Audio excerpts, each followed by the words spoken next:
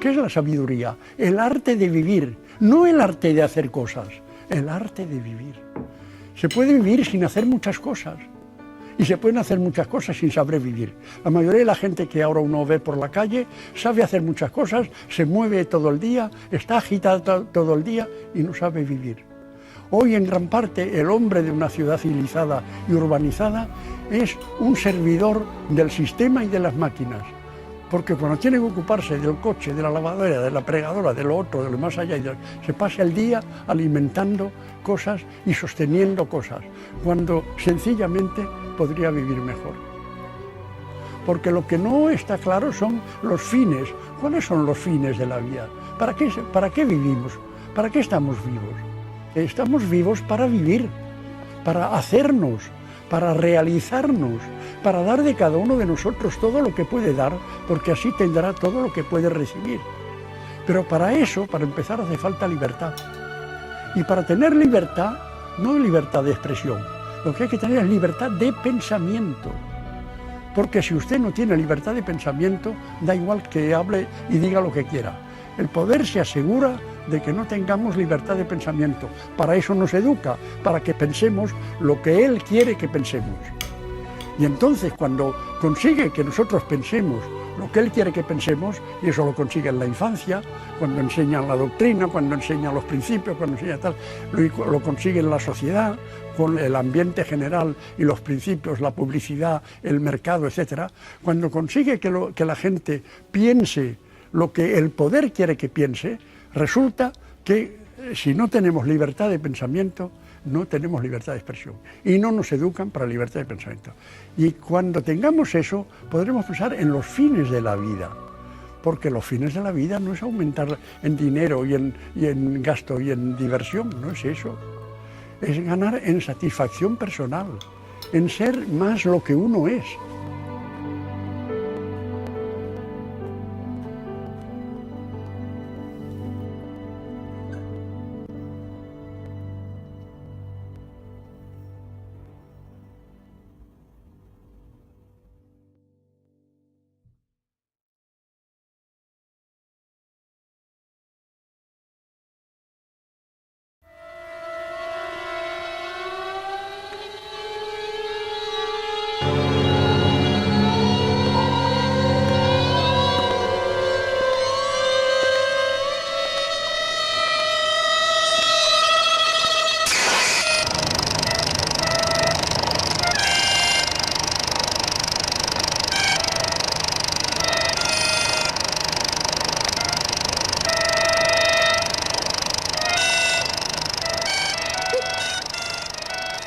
Den hopplösa drömmen om att vara, inte verka utan vara.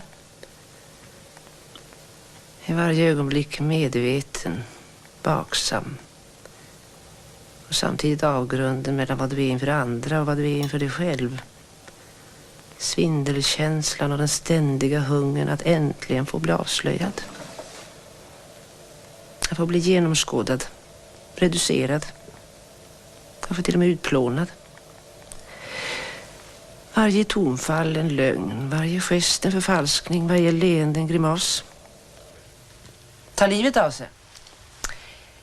Nej då, det är otäckt. Det gör man inte. Men man kan bli orörlig. Man kan bli tyst. Då ljuger man åtminstone inte. Man kan stänga in sig, skärma av. Behöver man ju inte spela några roller. Visa några ansikten eller göra några falska gester. Tror man. Men så är verkligheten jävlas. Ditt gömställe är inte tillräckligt tätt. Överallt sipprar det in livsyttringar. Du tvingas att reagera. Det är ingen som frågar efter om det är äkta eller oäkta. Om du är sann eller förljugen. Det är bara på teatern som sånt är en fråga av vikt.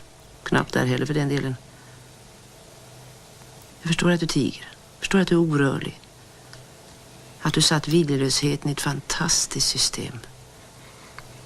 Jag förstår och jag beundrar.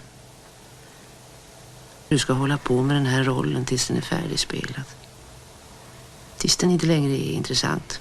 Kan du ju lämna den. Precis som du undan för undan lämnar alla dina andra roller.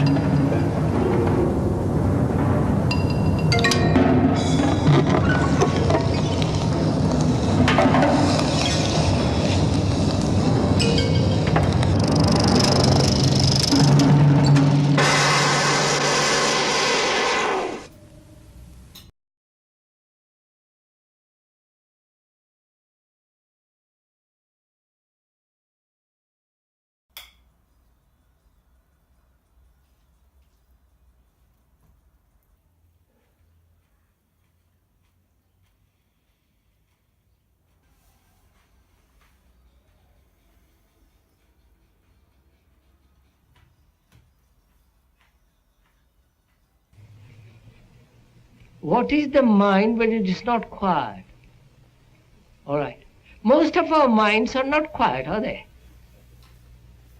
Ceaselessly agitated, active, thinking about something, or soliloquizing, talking to itself, imagining. It is endlessly restless, isn't it? Hmm?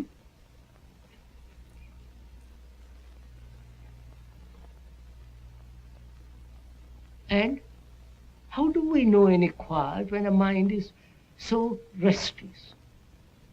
And it may be the nature of the mind never to be quiet. And why are we so restless? Especially modern world.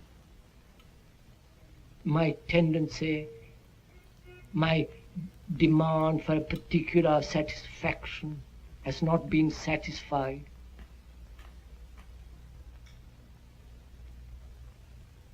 And I'm always seeking something which will give me immense satisfaction, and I know there isn't any. So the restless mind may be the result of a neurological state, or restless because we haven't found an answer to anything.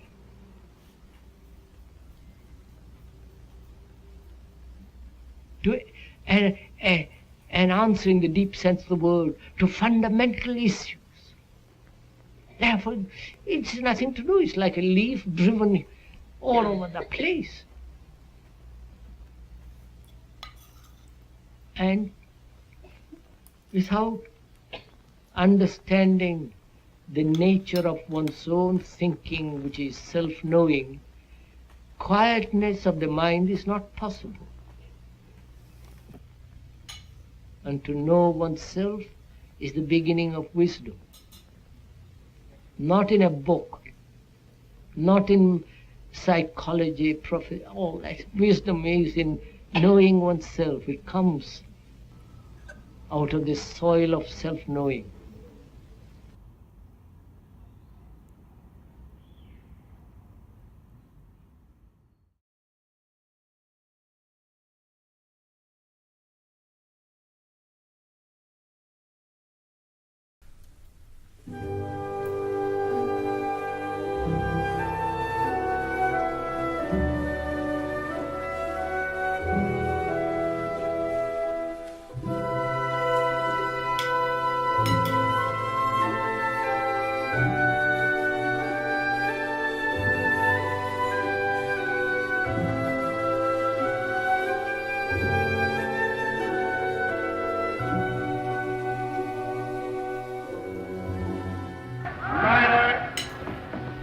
Jugend.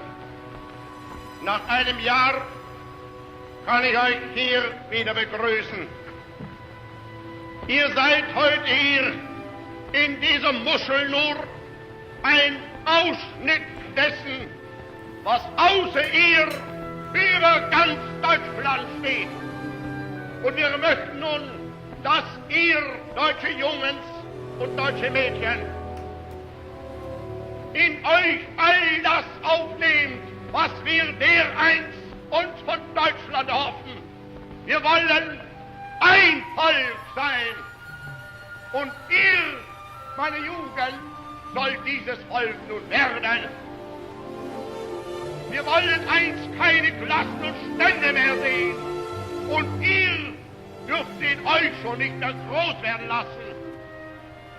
Wir wollen einst ein Reich sehen und ihr müsst euch schon dafür erziehen. Wir wollen, dass dieses Volk einst gehorsam ist und ihr müsst euch in den Gehorsam üben. Wir wollen, dass dieses Volk einst friedliebend und aber auch tapfer ist und ihr müsst friedfertig sein.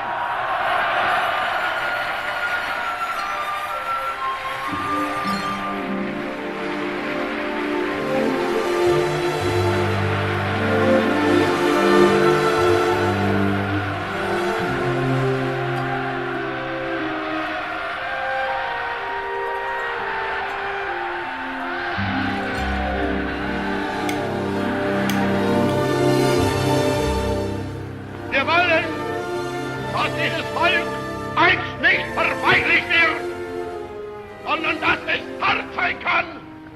Und ihr müsst euch in der Jugend dafür stehlen. Ihr müsst lernen, Entbehrungen auf euch zu nehmen, ohne jemals zusammenzubrechen. Denn was wir auch heute schaffen und was wir tun, wir werden vergehen.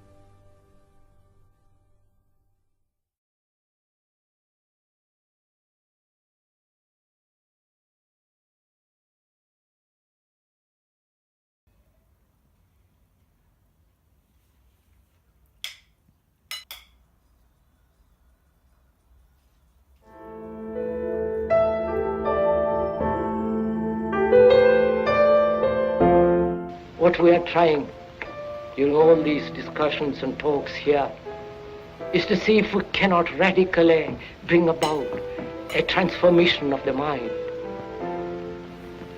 Not accept things as they are, nor revolt against it. Revolt doesn't answer a thing. But to understand it, to go into it, to examine it, give your heart and your mind with everything that you have to find out, a way of living differently.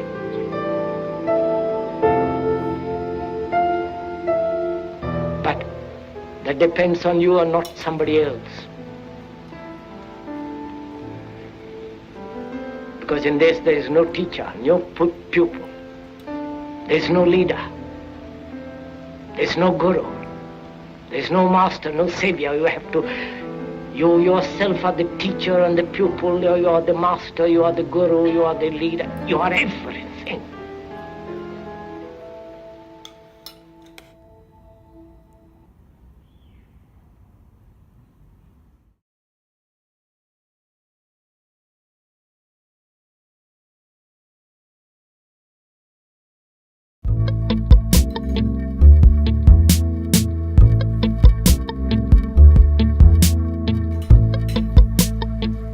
Inventamos una montaña de consumo superfluo y hay que tirar y vivir comprando y tirando, y lo que estamos gastando es tiempo de vida, porque cuando yo compro algo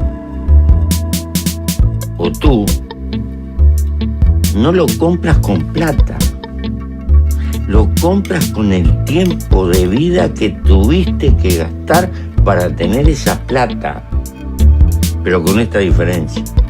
La única cosa que no se puede comprar es la vida. La vida se gasta. Y es miserable gastar la vida para perder libertad.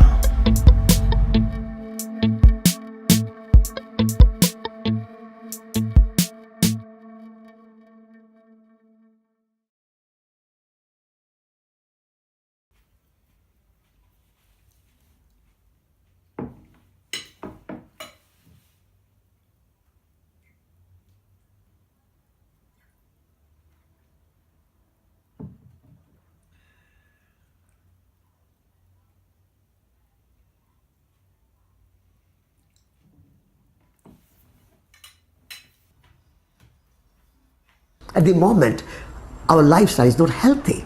We don't walk, we don't exercise, we don't work.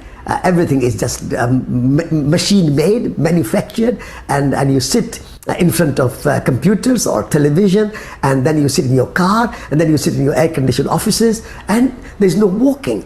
So I say every citizen in the world needs to spend at least 1 hour walking in nature. When you are walking along the river, watching the flowers, watching the butterfly, watching the bees, watching the clouds, being under the trees, you become connected with the natural world. So walking, like baking bread, walking also replenishes the soil and the soul and the society. So there are many things we can do. It's elegant simplicity, where celebration, where joy, where fulfillment play a greater role than this hankering after more and more possessions, more and more consumption, more and more goods, which had no limit. And this endless pursuit of material possessions is leading our world into a catastrophic situation where global warming is a great threat, and the pollution of rivers and oceans is a great threat, and the pollution of the soil and the land where we put so much poisonous chemicals and fertilizers, that is a great threat, and the factory farming where animals are treated with cruelty and they have no happy life, and then that unhappy animals, unhappy meat eaten by people brings unhappiness to people. So that kind of situation must change. So elegant simplicity, more delightful, delicious, well prepared bread and food and fresh food, this is what we have to seek. So these are some of the ideas of Green Manifesto.